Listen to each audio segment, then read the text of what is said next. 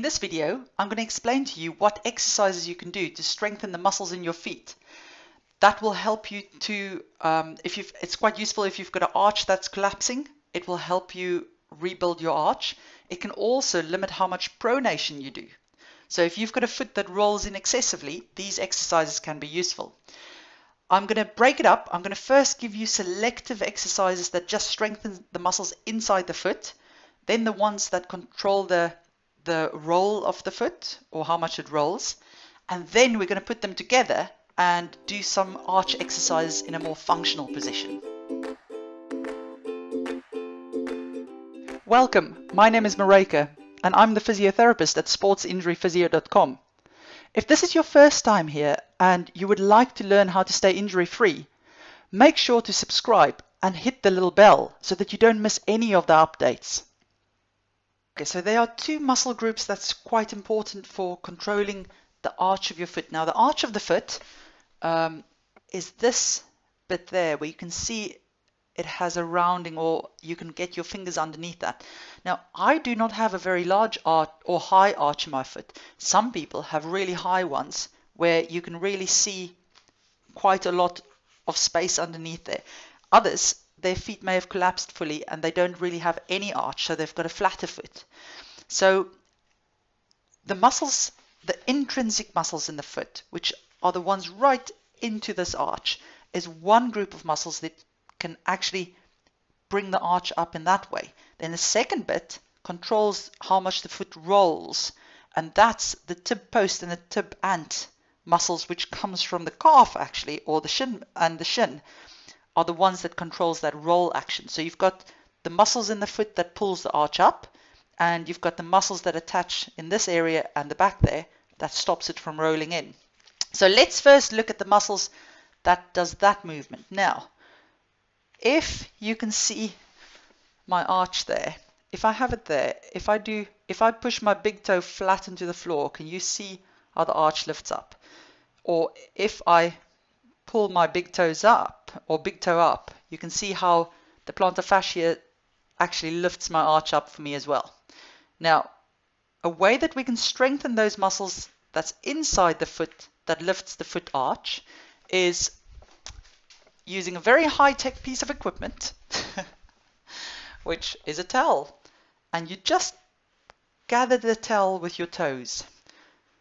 This is a very good exercise to do in front of the television, because let's face it, it is quite tedious and it's not going to make you sweat, but you really want to see if you can grab the towel with your toes and get it in there. There we go.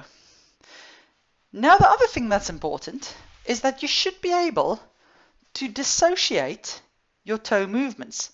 So check, can you lift your big toe up but keep your other toes on the floor? Now can you put your big toe down and lift your other toes up?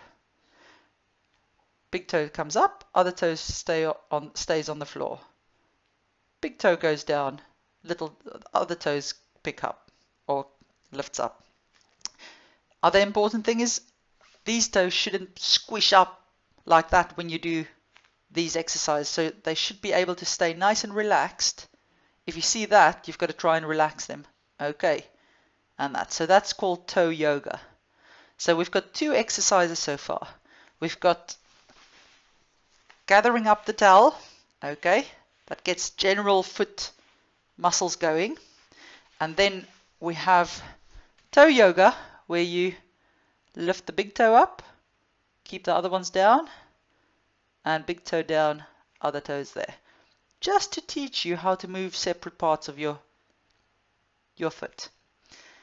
Okay, so let's look at the muscles that roll your foot in. If you have your foot there, can you turn your foot in like that for me? So to show you from that, it's that movement. Okay, and that movement. So from this side, it's that movement. So there we go, and you pull it up as well. So that movement. So when you want to strengthen that, you will need a TheraBand, but you can first play with just your foot that you practice that movement. Okay. And then you can tie a TheraBand around a chair. I actually find it useful if it's on a table to the side of you, that you can really, but I'm going to just shift my bottom around and see if I can do it that way to save time. Okay, so remember, we're practicing that movement, so which is inversion. You place it around the front of the foot, and I usually cross my legs over, and then I do that movement against resistance and slowly back out. And against resistance, turning it in and slowly back out. But you'll notice the rest of my leg is staying still. I'm not moving my knee to get that going. Okay. So that's a way that you can strengthen the muscles that controls how much the foot rolls. So then, how do we put this together? Oop. So I've got the mat here for the contrast so that you can see what my feet are doing, but I'm going to actually take it away in a minute when I'm standing up. But what you want to look at is first in sitting. Look at where your arches are. Now, I'm going to let mine collapse or roll in so that I can demonstrate this. What we want to see is, can you see how it's making an angle at the moment in that area there? And this bit of my foot is way too close to the floor. So to show you from that, that's where it is. There's no space there. Where I want it to be is where there's a little bit of space, so that if my foot is in this position, I feel all the pressure is mostly under my big toe and the medial side or the inside of my foot. If I have it in this position, I now have pressure under my big toe, my little ball of my little toe, and my heel. So to show you from the front, if it's in the bad position, then I'm feeling most of the pressure along this. If I correct it, then I've got equal pressure. But watch out, you don't want to be doing that you have most of your pressure there. It's got to be equal between ball of the big toe, ball of the little toe, and the heel.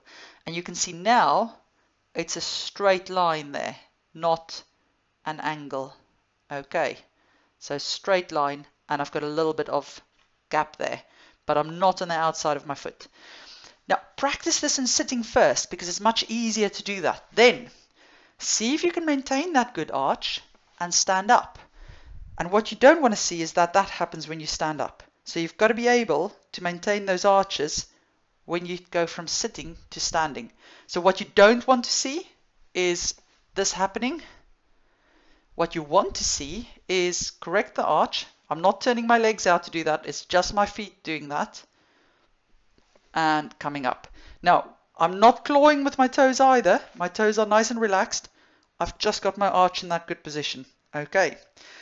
So then from there, what you want to see is, can you hold that position and balance on one leg? Okay, and what you don't want to see is that happening. You've got to be able to maintain that arch and balance on one leg. So to demonstrate with this leg, say that was my arch position. I correct my arch position so that I'm feeling the pressure equally under those 2 points and my heel. Then I slowly lift one leg up. And what you don't want to have is the arch collapsing like that. You do not want to see the foot roll in like that. It's got to be able to stay nice in a controlled position like that. Okay, and it'll be hard at the beginning. You're allowed to use one finger to stabilize yourself on the wall, but remember that doesn't count. You've got to be able to keep it in a nice straight line. Okay, let me know if you've got any questions, and there are also some links in the description of this video to exercises that you can do to strengthen your hips, because actually if the hips aren't strong enough, that can also make your foot arch collapse and increase pronation. Take care. Thank you for watching. If you would like to learn more about preventing sports injuries, make sure you hit the subscribe button. See you next time.